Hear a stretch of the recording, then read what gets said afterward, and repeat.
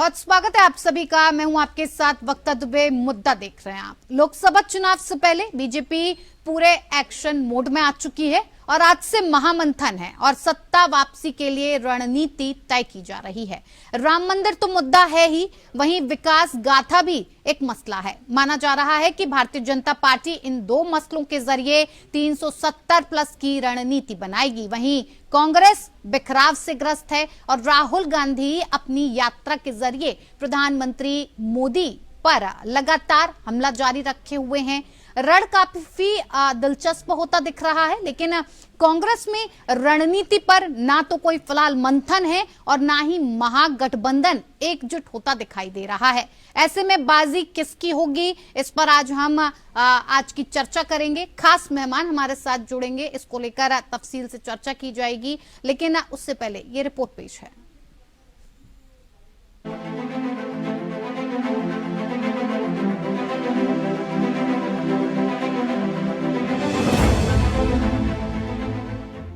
Bharatiya Janata party का 2 दिवसीय राष्ट्रीय अधिवेशन आज से शुरू हो चुका है। दिल्ली में होने वाली बीजेपी की इस महाबैठक में लोकसभा चुनाव का रोड मैप तैयार होगा। इस दौरान 2 प्रस्ताव लाए जा सकते हैं। पहला प्रस्ताव विकसित भारत पर होगा, जिसमें मोदी सरकार की उपलब्धियों और विकसित भारत बनाने की दिशा में किए जा रहे प्रयासों का जिक्र होगा, जबकि दूसरा प्रस्ताव राम मंदिर से जुड़ा हो सकता है। लोकसभा चुनाव से पहले बीजेपी की ये सबसे बड़ी बैठक है, जिसमें 11,000 से ज्यादा प्रतिनिधि शामिल हुए हैं। बैठक का एजेंडा मिशन 370 प्लस है। पीएम मोदी ने आगामी लोकसभा चुनाव में 370 से अधिक सीटें जीतने का लक्ष्य निर्धारित किया है। बीजेपी के राष्ट्रीय अधिवेशन में वरिष्ठ नेता इस लक्ष्य को हासिल करने की रणनीति पर मंथन करेंगे।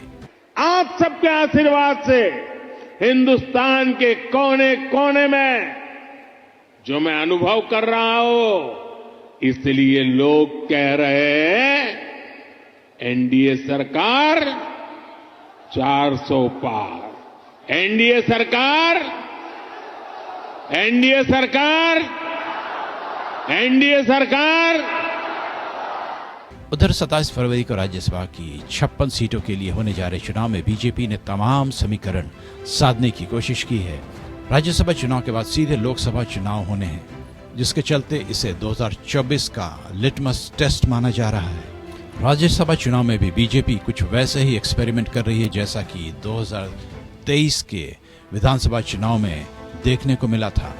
बीजेपी ने राज्यसभा के लिए 28 उम्मीदवारों की सूची जारी की है, जिसमें सिर्फ 4 प्रत्याशी को फिर से राज्यसभा भेजा जा रहा है, जबकि बाकी 24 नए चेहरे हैं। नेतृत्व चाहता है कि राज्यसभा के कंफर्ट जोन से निकलकर ये नेता लोकसभा के मैदान में उतरें और अपने अपने राज्यों में नए चेहरे के रूप में उभरने की कोशिश करें। उधर कांग्रेस राहुल की यात्रा के जरिए जन जन तक पहुंचने के लिए प्रयासरत है। यात्रा भी यूपी में है और राहुल लगातार मोदी सरकार पर हमले कर रहे हैं। नरेंद्र मोदी जी को 24 घंटा दिखाना है, जो देश के मुद्दे हैं उनके बारे में नहीं बोलना। यहां पे छोटे व्यापारी हैं, इनमें से एक को जीएसटी और नोटबंदी से फायदा नहीं हुआ।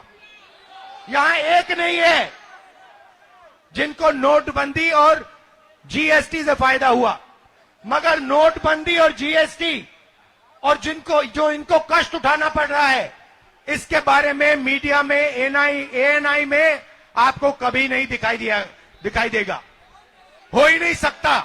इससे इनकार नहीं है कि निराश हताश कांग्रेस संगठन में पिछली यात्रा से कुछ चेतना आई है, लेकिन कोई बड़ा चुनावी लाभ नहीं मिला है। पिछली यात्रा में राहुल ने राजस्थान, मध्य प्रदेश और छत्तीसगढ़ में लंबा समय गुजारा, लेकिन तीनों राज्यों में कांग्रेस बुरी तरह से चुनाव हार गई। अब देखना है कि कांग्रेस की रणनीति बीजेपी की रणनीति को कैसे टक्कर देती है। Bureau report. तो ये किसी से छुपा हुआ नहीं है कि भारतीय जनता पार्टी लगातार चुनावी मोड में है, लगातार अपनी उपलब्धियों को जनता तक पहुंचाने का काम कर रही है। यहां तक कि विदेश की धरती से भी प्रधानमंत्री नरेंद्र मोदी ने अपनी सरकारों की क्या कुछ उपलब्धियां रही, इन्हें दर्शाने का एक भी मौका नहीं छोड़ा।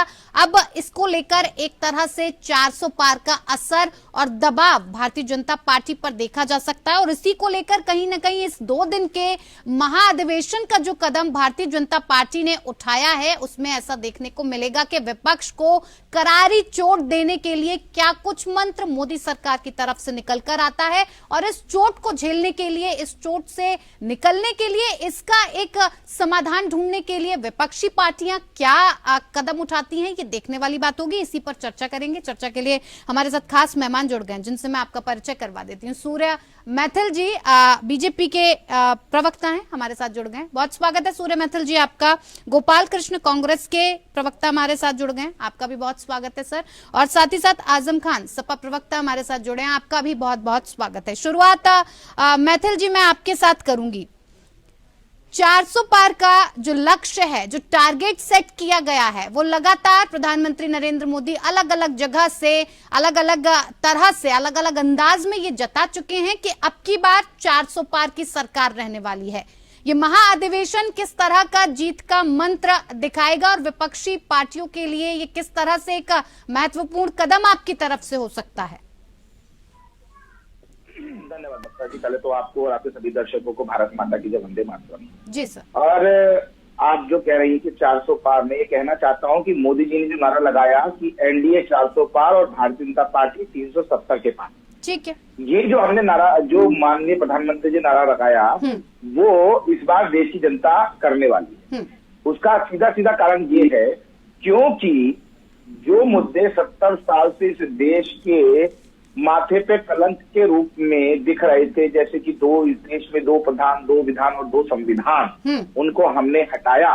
आप देखिए 35 से और जो है 370 हटाई, उससे क्या फायदा हुआ? उससे फायदा हुआ कि हमारे देश का एक जो हिस्सा, जो अभिन्न हिस्सा है, उसमें भारत का संविधान लागू हुआ। साथ ही साथ 70 वर्षों से जो हमारा दलित भाई वहां पर आरक्षण विहीन था, वहां उनको समान नागरिकता नहीं मिल रही थी, आज हमने वो करके।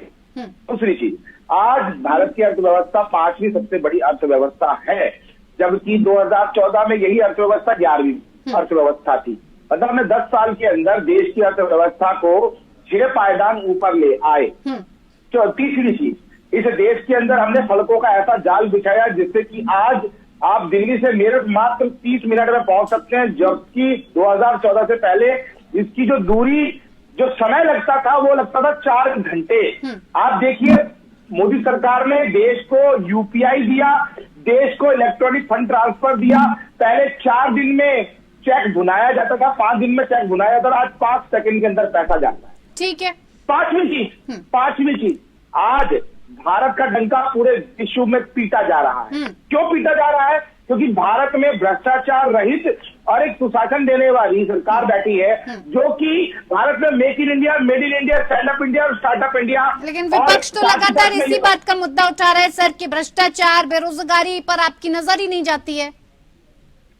अच्छा, मुझे ये बताइए, अब बहुत अच्छा आपने प्रश्न उठा दिया वक्ता जी।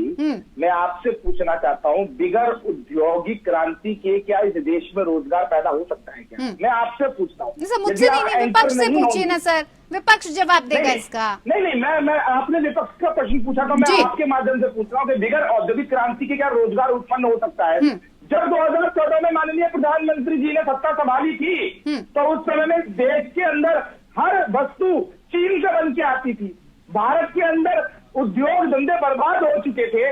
जब आए उसके बाद हमने इस देश में उद्योग लगाए। हम उत्पादक की जगह पे उपभोक्ता बन के रह गए थे, आज हम उत्पादक बन गए। 5वीं बड़ी अर्थव्यवस्था इसीलिए बने हैं ना भाई। तो मैं ये क्यों ना कहूं कि देश में रोजगार जो है वो मोदी सरकार ने दिए हैं। सुरक्षा पे जो काम किया है, आज देखिए हम 100 से ज्यादा कंट्रीज को भारत में बने हुए हथियार एक्सपोर्ट कर रहे हैं। जवाब ले लेते हैं। से पहले हम लोग इंपोर्ट करते थे। ठीक है सर, जवाब ले लेते हैं। गोपाल कृष्ण जी, कांग्रेस में लगातार बिखराव की खबरें आती रहती हैं, यहाँ से इसने पल्ला झाड़ा, वहां से उसने पल्ला झाड़ा, सब अकेले अकेले चलेंगे, एकला चलो की नीति अपनाई जाती है। क्या लग रहा है सर, कैसे पार पा पाएंगे 400 पार के नारे के साथ? और वो तो कह रहे हैं कि भ्रष्टाचार, बेरोजगारी को लेकर जो आप आगे बढ़ रहे हैं, अगर ऐसी बात होती तो यहाँ तक तो ना पहुंच पाते। पहले मैडम जो डिबेट में जिन्होंने जो सवाल उठाया है उसका जवाब देना जी चाहता दे हूं। दीजिए सर। सबसे बड़ी बात बता देता हूं कि माननीय मैथिल भाई को ये जानकारी नहीं है कि बैंक में पैसा ट्रांसफर 2002 से इंटरनेट से हो रहा है। भारत दुनिया का सबसे बड़ा सॉफ्टवेयर इंडस्ट्री दुनिया का सिलिकॉन वैली के बाद बेंगलोर को बनाया गया। गुड़गांव स्मार्ट सिटी बनाए गए, नोएडा स्मार्ट सिटी, चंडीगढ़ और ऐसे 50 स्मार्ट सिटी कांग्रेस ने बनाया। ये जो आए ना एयरपोर्ट पर जब उतरे होंगे ना तो वो कांग्रेस का बनाया हुआ है। वहां से जो गाड़ी लेके चले वो कांग्रेस का बनाया हुआ, जो हाथ में मोबाइल था वो कांग्रेस के रीजन में आया हुआ है। तो ये अशिक्षित, ये तो फिल्म इंडस्ट्री के नचनियों पार्टी की जमात है ना, जैसे निरहुआ जी, मनोज तिवारी जी, रवि किशन जी, हेमा मालिनी जी, अमिताभ बच्चन जी। सर देखिए भाषा की मर्यादा रखिए मैथिल साहब और गोपाल कृष्ण जी। नहीं sir Gopal Krishna ji please sir इनको बोलिए ये गली कूड़े का ठीक है।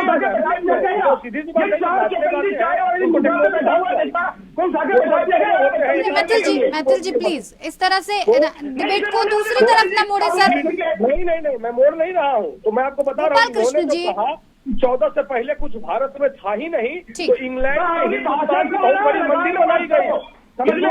वेम्बले, लंदन, गोपाल कृष्ण जी ठीक है सर ठीक है। भारत में बहुत कुछ था, पहले से बहुत कुछ था। चलिए आप मुद्दे पर आइए सर। अब सुन तो लीजिए, सीबीआई थी, ईडी थी और 15 लाख की आर्मी की सेना थी जिसने बांग्लादेश को अलग किया।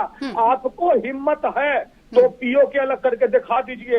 जो 10 साल से आप सैनिक को शहीद करवा रहे हैं, ये है इनकी असली। हाँ ठीक है सर मुद्दे पर आइए। सर एक बात बताइए गोपाल कृष्ण जी, 400 अडानी के सेल्समैन के तौर पर काम कर रहे हैं वो, ये प्रधानमंत्री को शोभा नहीं देता है। ठीक है सर, जिस तरह से 400 पार का नारा लगाया जा रहा है, कहा जा रहा है कि तो इस पर कैसे निपटेंगे सर, क्या रणनीति होगी? क्योंकि अभी तक आपकी तरफ से किसी तरह की कोई रणनीति नजर नहीं आ रही है सर, कैसे पहल होगी? ये है मैडम, ठीक है, रणनीति तो ये है कि हमने कश्मीर से कन्याकुमारी का तय किया और अभी पूर्वोत्तर भारत से लेकर महाराष्ट्र मुंबई तक तय करने जा रहे हैं। और आप उसकी भीड़ देख लीजिए। आपको लगता है इस ये जो यात्रा निकाली जा रही है इससे कांग्रेस को पार मिल जाएगी? बहुत बड़ा बेनिफिट एनडीए को नहीं, इंडिया गठबंधन को होने वाला है। महाराष्ट्र में शरद पवार जी हमारे पार्टी में मर्ज करने वाले हैं। हाँ। आज यूपी में अपूर्वा पटेल जी हमारे पार्टी में आ गई। पता कर लीजिए आप, कांग्रेस में आ गई आज यूपी में। यूपी की बड़ी पार्टी सपा का क्या सर, सपा के साथ नहीं बन पाया गठबंधन?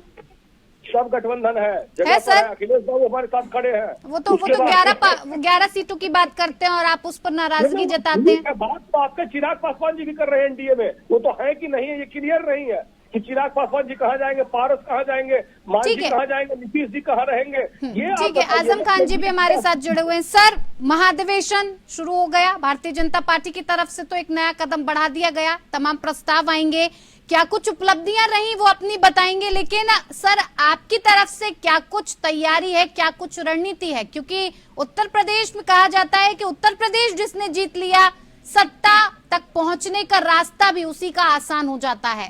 तो उत्तर प्रदेश की 80 लोकसभा सीटें हैं, क्या तैयारी सर? क्या कांग्रेस के साथ गठबंधन है? क्या आप दोनों गठबंधन में लड़ रहे हैं या फिर अलग अलग रास्ता नाप लिया? समाजवादी पार्टी और इंडिया अलायंस साथ साथ है, उसमें कांग्रेस भी है और लोग भी हैं, ठीक है। तो इंडिया अलायंस का मजबूती से समाजवादी पार्टी हिस्सा है। और रहा सवाल तैयारियों का, हम लोगों ने अपनी बूथ लेवल पर अभी पीडीए पखवाड़ा बनाया है। जो 90% जनता इनसे परेशान है, चाहे वो दलित हो, अल्पसंख्यक हो, नौजवान हो, किसान हो, सब परेशान है। और अभी आपने देखा बॉर्डर पे किसानों के साथ क्या अत्याचार किया जा रहा है। ये कहेंगे हमने किसानों का बहुत भला किया और किसान खुद बता रहा है कि हमारे साथ क्या अन्याय हुआ है।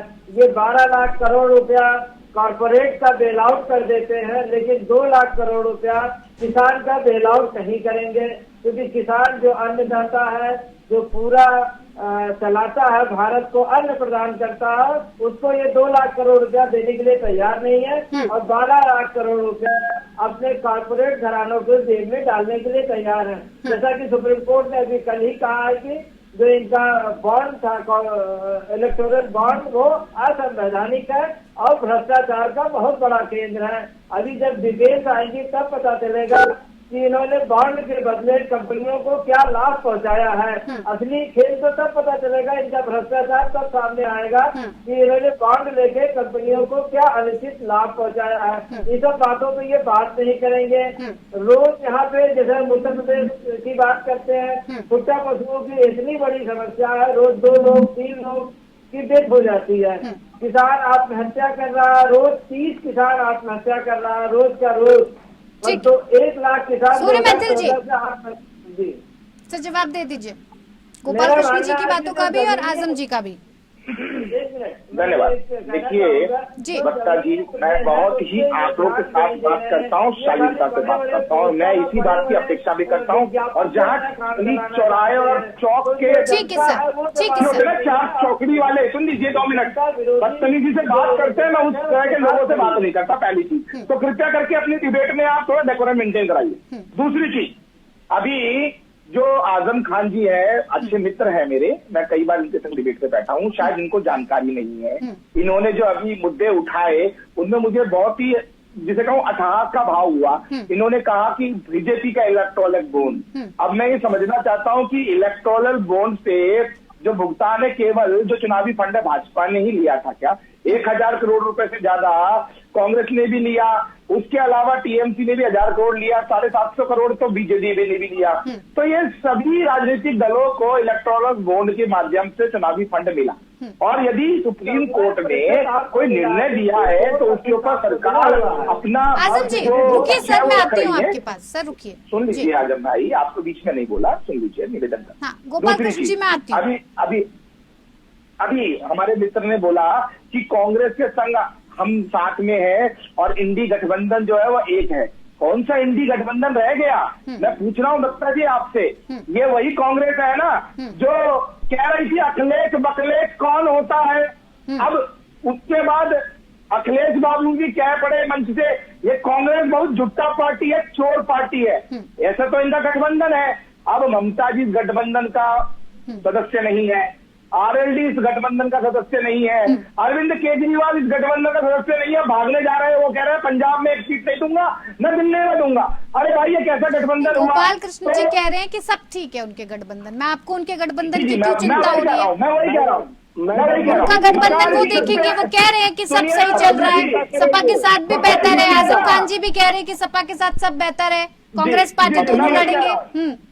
मैं वही कह रहा हूँ, एक बाप ने अपने बेटे को खत लिखा, मकान की छत जल गई है, बाकी सब ठीक है, दोनों भैंसियां मर गई है, बाकी सब ठीक है, बिटुआ का पैर टूट गया है, बाकी सब ठीक है, और हमारे बिजली गिर गई है, बाकी सब ठीक है। तो इंडी गठबंधन में इसी प्रकार से सब ठीक है। ठीक है सर, सर जवाब ले लेते हैं। सूर्य मैथिल जो ये कह रहे थे गोपाल कृष्ण जी की बात, तो देखिए वक्त की कमी है सूर्य मैथिल जी, सबको मुझे वक्त देना होगा। जी जी जी जी जिन्होंने कहा ना पहले, गोपाल कृष्ण जी आती हूँ मैं आपके पास। कोरोना कहना चाहता बोलिए कि इनका टाइम खत्म हो गया। पहले हमारे देश में घुसकर आतंकवादी खत्म हो गया, हमारे देश के सैनिकों का। गोपाल कृष्ण जी देखिए, सूत्रों के हवाले से तो ये भी खबर आ रही है। सूर्य मैथिल जी रुकिए सर, ठीक है सर, ठीक है सर।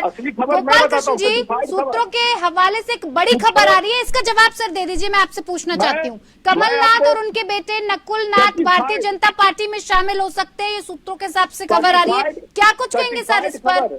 सर्टिफाइड खबर दे रहा हूँ कि सुप्रीम कोर्ट ने परसों 15 सर मेरे सवाल का जवाब नहीं है ये। भारतीय जनता पार्टी को चोर बोला। गोपाल कृष्ण जी, सुप्रीम कोर्ट नहीं मैडम, सुप्रीम कोर्ट ने ठीक है सर, उसका जवाब भी मैं ले लूंगी, लेकिन जो प्रश्न मैंने किया है उसका जवाब दीजिए सर। नहीं मैं दे रहा हूँ, पर मैं आ रहा हूँ, पर आप मेरी बात सुन लीजिए कि भारतीय जनता पार्टी को सुप्रीम कोर्ट ने चंदा चोर कहा, ठीक है और सारे पैसे का हिसाब मांगा। ये पूरी भारत के एक घर में गया कि सुप्रीम कोर्ट ने सर्टिफाइड कर दिया कि भारतीय जनता पार्टी। वक्त की कमी है सर मेरे पास, आप मुद्दे पर आए।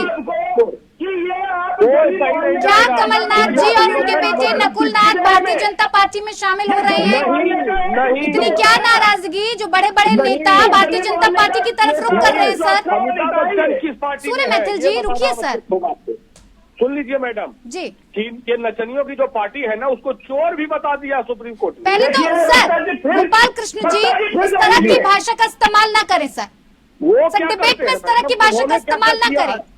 आप सर मैंने कभी पहले मोदी भी की आपको 50 बोला और करोड़ का सूर्य मैथिल जी को भी किससे बोला कि डिबेट में आप इस तरह की भाषा का इस्तेमाल ना करें, भाषा की जी, मैडम। मर्यादा रखें। ठीक है, मर्यादा रख रहा हूँ। तो ये तो मैं बोलूंगा ना कि सुप्रीम कोर्ट ने चोर कहा है, ऑर्डर दिया 15 तारीख को, 15 फरवरी को। ठीक है सर, अब मेरे सवाल का भी जवाब दे दीजिए सर, जवाब दे दीजिए, वक्त की आपका कमी है सवाल मेरे ये पास। है कि इंडिया गठबंधन बहुत मजबूती से खड़ा है। हाँ। आज अपूर्वा पटेल जी पार्टी में शामिल हो रही है। कमलनाथ कांग्रेस जी पार्टी और में। नकुलनाथ जी के बारे में बताइए सर। नहीं, किसी कीमत पर नहीं जाएंगे आप लोग। ठीक है ख्याली आजम खान फिजाओं जी, का बात करते हैं। जाते जाते इस पर आपकी एक प्रतिक्रिया, वक्त की कमी है मेरे पास।